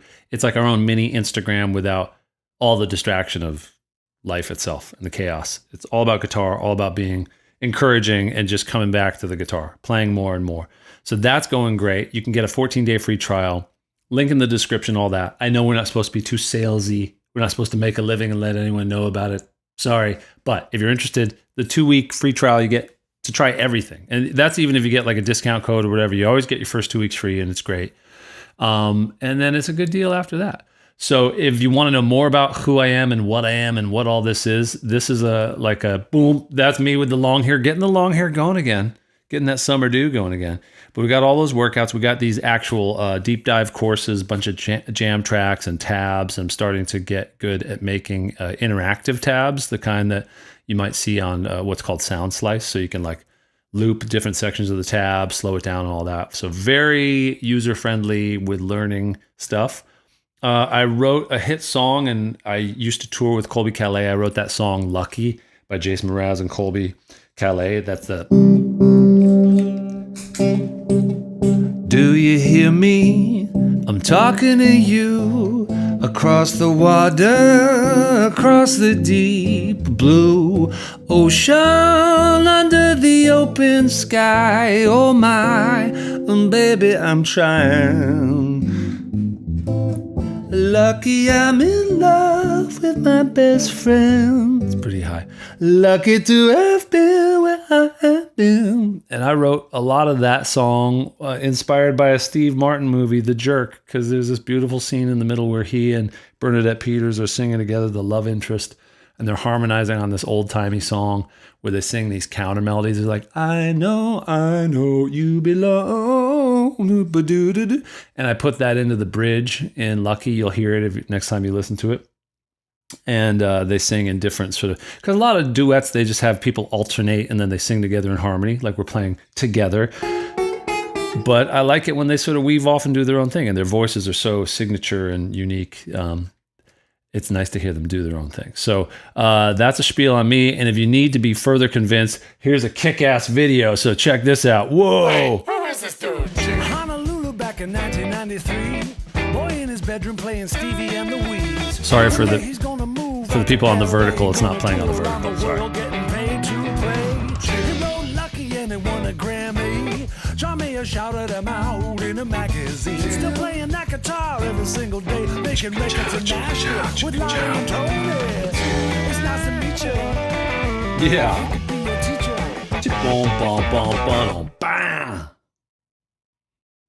Guitar friend Tim, join us today. It's going to be great. That's the spiel. What did we get through there? That was tense. We've got a couple more to go. Let's forge on ahead. Let me know, which one are you enjoying the most? Which one are you like, oh my gosh, if I could spend the day working on just one of these. So far we've done pentatonic double stops, thirds, sixths, and tenths. So we've done 4. Of those 4, which one's your fave? Ricky, thank you for saying that. I appreciate all the time and energy. For those that don't know, many of the people here that are in the chat are members. Ricky and Wade, Sonny, Michael and Galen, Clarence. My apologies if I miss anyone. I'm kind of going back. We got Nick, we got DJ, Brimvin, aka Bernie, and putting in a lot of time, and today this is the sort of director's cut version of the live stream. Sorry if it's dragging on, but if you're here, maybe it's not boring for you at least. Yeah, the dancing dots are helpful because I speaking now, responding to what Barry is saying, I see a lot of really wonderful other fellow guitar content creators, and many of them are friends of mine here in Nashville. And I always see like, I've learned from having to do a lot of video editing and stuff, how much work it is to make like little animations and stuff like that. And I can do it, but it's like so tedious and you're moving all these dots around, and maybe I should outsource it. But then I was like, what if I created this mad scientist thing? So right here in front of me is my iPad, and I've got the Apple Pencil and all that. And I have this image up here. And obviously you can see that allows me to do like, sort of like the football announcer, like scribbling on the screen type of thing. And then that lines up with these dots, and it does the bendy. So it's a little bit wonky. You'll definitely see it when the dots are off kilter, but the fact that it can do is just funny to me. Anyway, the iPad might die because we are going long, so let's keep it moving. Octaves. Octaves are so cool. And I think we maybe overlook them because we think, well, oh, it's octave. It's just two of the same note. I get it. That doesn't really count as harmony, but it's such a sound. It gives you such a distinctive sort of thickening of the melody. And when it comes to octaves, it's not too hard to know how to find them. But there is that curveball of when you go up on the first and the third string, they're going to be 2 frets in between there. So 2 empty frets there. So you have to use your pinky to really be able to grab it, right? Same is true for the second and the fourth string. So that can kind of screw us up. And also, and then the classic shape, just to walk through it. Let's sort of scribble up here. We've got octaves. I missed the numbering system there. I didn't number the tenths, but I'll put chapters in the video. So octaves. Best way to find these is to take a power chord and then take a note out of it. Classic, perhaps, power chord. You know, you can do a power chord with just a fifth, but let's say we do it with that right there on D. Turn down the verb. So that's a power chord, more or less, with 3 notes. Take out that middle note. And I'm muting it with the flesh of my index finger. That first finger is resting on the string. You okay? Lolly's coughing. She's all right. I have a couple doggies back here. It's okay, girl. Cough it out. I know it's it's the allergies, right? So you want to make sure you mute that string that's in between so you can just be able to hit those, and also mute. Basically work on your left hand muting and make sure that if you were to strum all the strings, you're just getting these 2. And then you get a nice real, if you want to go loud and percussive with it. If you want to do the more thumb type of thing with the right hand, that's a nice sound. Okay, so you find the octave that way. Question is, what are you aiming at? Are you aiming at so you have 2 of the same note. Are you aiming at this D on the bottom or this D up here? And I would say most frequently we're going to start by aiming at the one on the bottom, because that's where we know these power chords. It's more likely that we're going to have familiarity with like those shapes. So start there. Start with where you know it the most quickly and readily available, right? Octave McThickburger. That's right. We'll get to that guy in a second. So you get the idea. And when you get to the top strings, I think we're most likely to know the first string, right? So we all know that like a G down here is the same as a G up there, 2 octaves apart, but we can find the note name very easily. So you can aim in your mind's eye at trying to hit, you know, the note you're going for, you're targeting with your pinky. And then if you have that shape, the correct shape for the octave, it'll just ride along. It's almost like you're getting the 2-for-1, or that motorcycle that has the sidecar. That's kind of this frame, and you got to be able to get that going smoothly. So this is one where you really got to practice the physicality of it, because it's more of a kind of awkward sort of rectangular reach. Let's build a little groove to just jam over. Somebody give me a letter, and let's do something sort of bluesy on this one. So give me a letter name and I'll make kind of a sort of a funk-related thing here, man. There's a bit of a funky number that is gonna play. Oh, Paul's playing something on the bass. Oh, there's a bit of something I just heard in my head. It was a blipty-bloopty blump.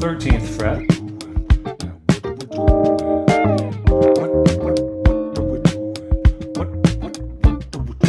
Okay, that looks kind of crazy, but let's find it right here.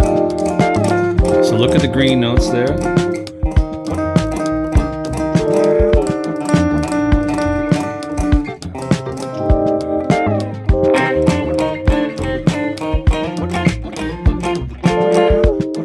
How's it going with this? Are we finding these? Are we feeling them?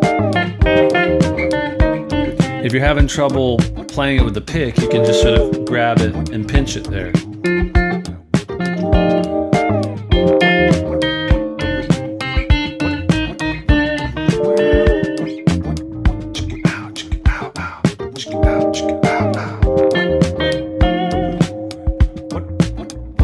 What do we do, Will?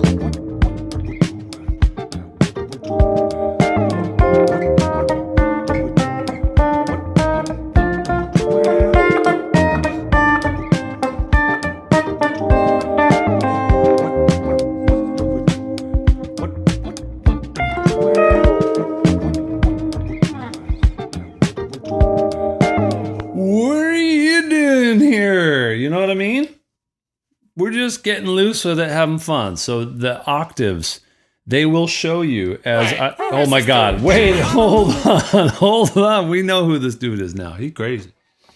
Check out my new YouTube video, and it is related to what we're doing here. It is a quick blitz of what we're doing right now. I go through each of these very quickly in under a minute each. Whew. We're gonna hit the 2-hour mark, and then we're gonna shut it down. But the reason I bring that up is that as I go through this, I mention that with these octaves, you're going to learn all the notes on the fretboard if you take your time with it. With octaves, you've got to aim at one note for a while so that you can find it. It's like your guide note. And then using the octave shape in your hand, the correct one, you'll be able to just slide it around and kind of just do it on the fly, where it gets, it's like, it's kind of the way that you reach for it. If you've ever played piano, you get the correct shape, that distance in your hand, so that you can kind of move it around like moving around like the frame, and just sort of being able to do that quickly. And then,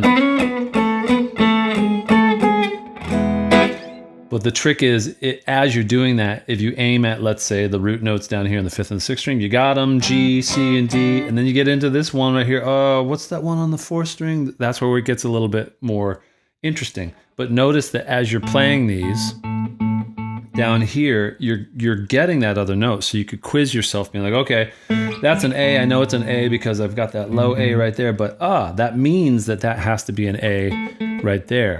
So start to move your mind towards aiming at that higher voicing of the note, and then be like, oh, that's where that A is going to be on the 4th string. You start to associate it.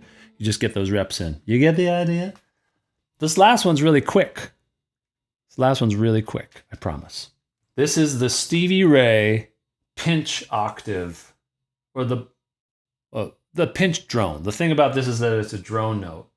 We'll use the classic crisp white color here. Boom. Stevie Ray. Ooh, Nick, if you're in the chat still, Nick dropped in a really good link. Or no, Sonny did. Sonny dropped in, and then Nick commented in our members area. Stevie Ray and Albert King, Blues at Sunrise. Legendary album. The two of those guys getting together and playing in the studio. And I think, they had known each other, but Stevie really getting a chance to like play with his hero. So good. And the way they trade off and, compliment each other literally and musically. It's just, so good. The Stevie Ray drone pinch. These are made up terms by your guitar friend Tim. Drum pinch. And this is that sound that I'm sure you know it. This is the...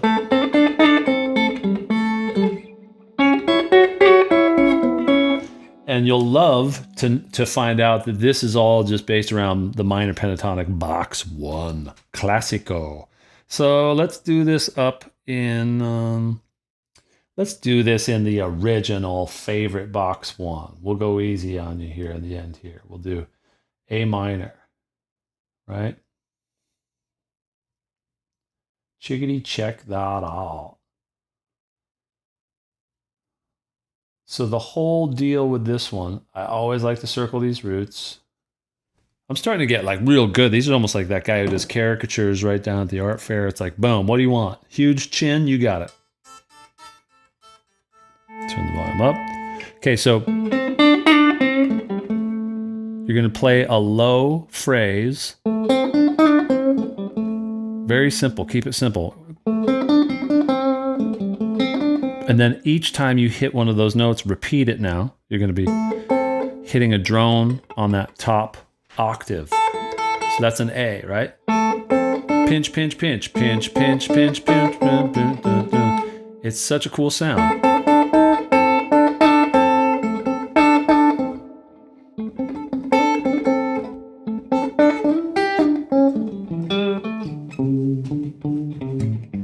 Let's get one more drum loop. I can't help it. I gotta get one more drum. Yeah. Down, down, down, down, down. We'll go a little bit slower, but I like that beat. Sure enough. Let's do like 95. Ba-dum, ba-dum, ba-dum. And this one calls for, I think, a nice little tambourine. Ooh. I hit something else, but I like that scrapey scrapes. Why not? It's like a cajon or something. Happy Accident Club.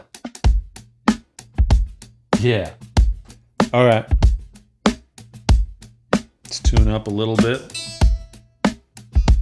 So start practicing that. Just using the notes there. A minor pentatonic.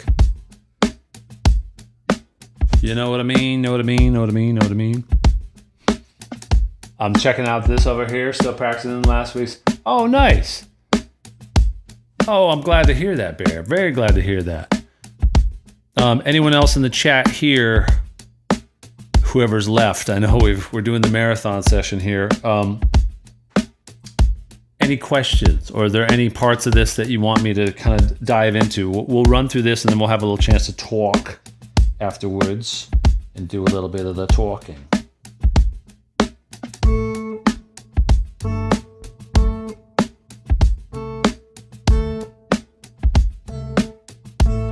Yeah, we'll do something like that.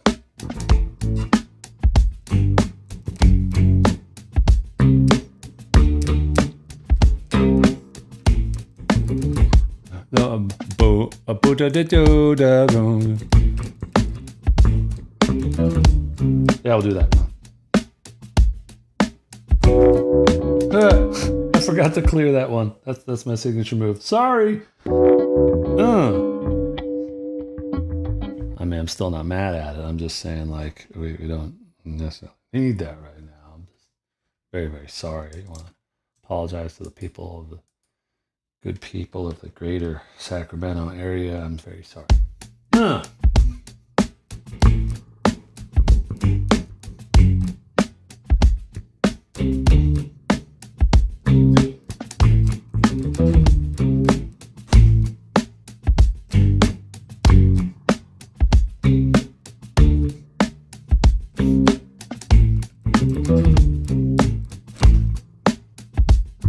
You got it. Cool. Now I'm going to put in the guitar part with it. That bass is so cool. Love it.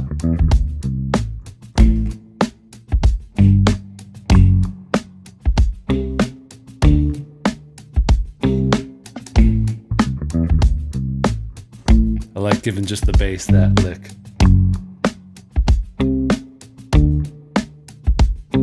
Go ahead and do it. Come on, gang.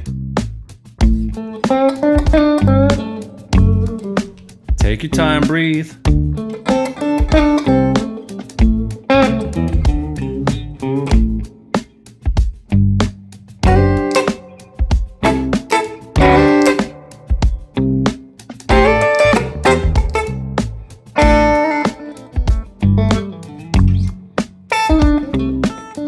This is another good one here, like using the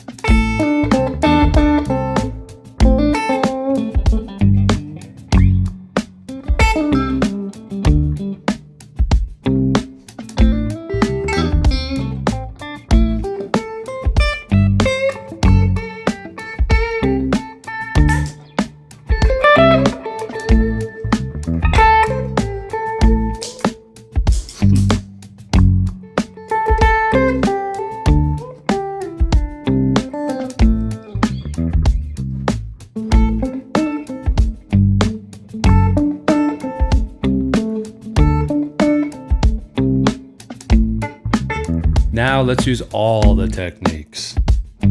Can we remember them? Good gravy. Run it back to the pentatonics, double stops. Here we go.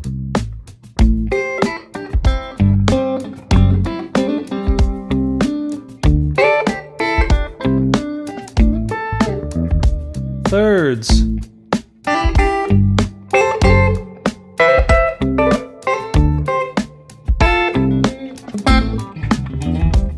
Sixths.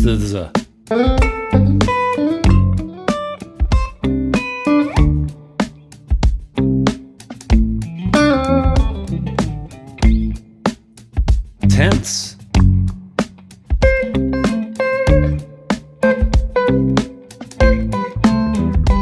Okay. Pretty great, right?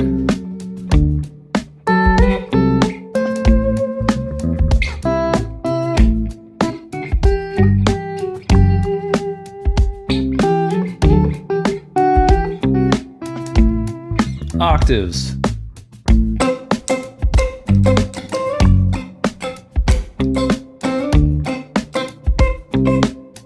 Pinch. Hip.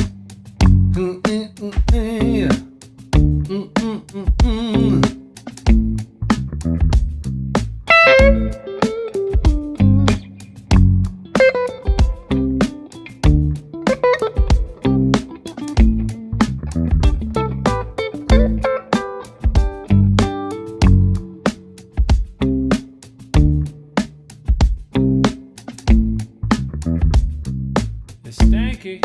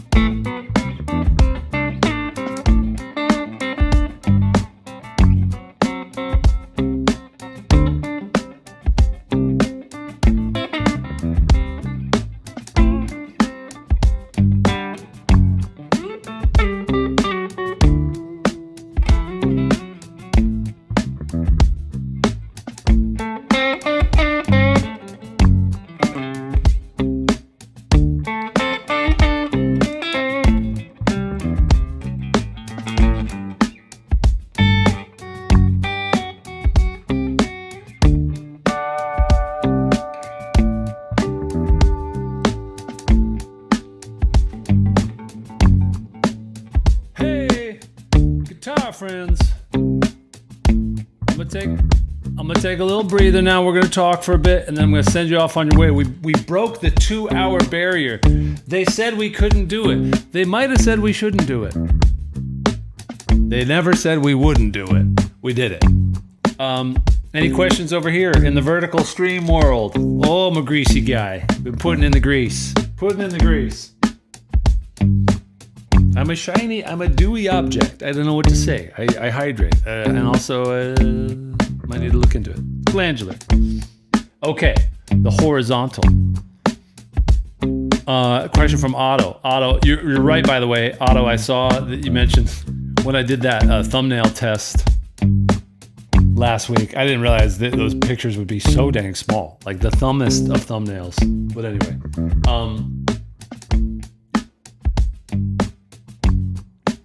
Oh, I'm sorry. Yeah, you're asking about the stream. Yeah. I believe if you're on the vertical, just click on my channel name. Click on the Guitar Friend Tim. And it'll show you, like, if you go to the channel page, there's currently 2 live streams, and whatever the other one is, try clicking on that. The one that you're on there on vertical is like, maybe you already found it, but they're happening at the same time. Just go to the main channel page, be able to click over.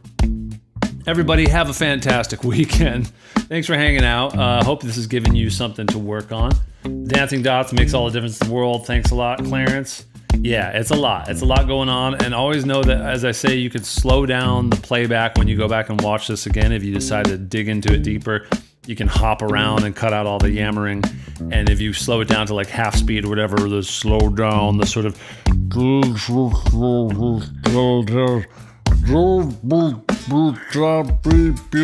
what I call Tim drunk mode. Anyway, stanky.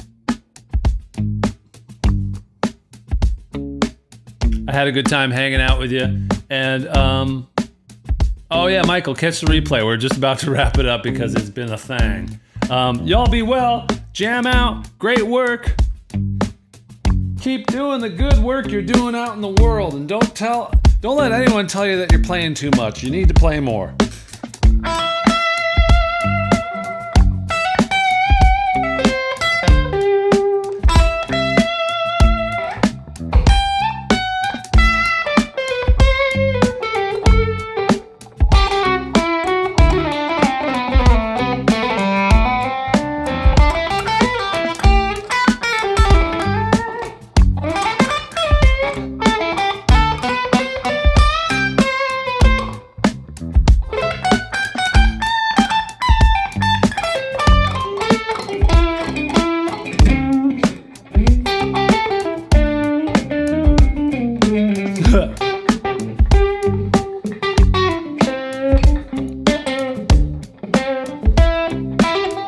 Good work, everybody.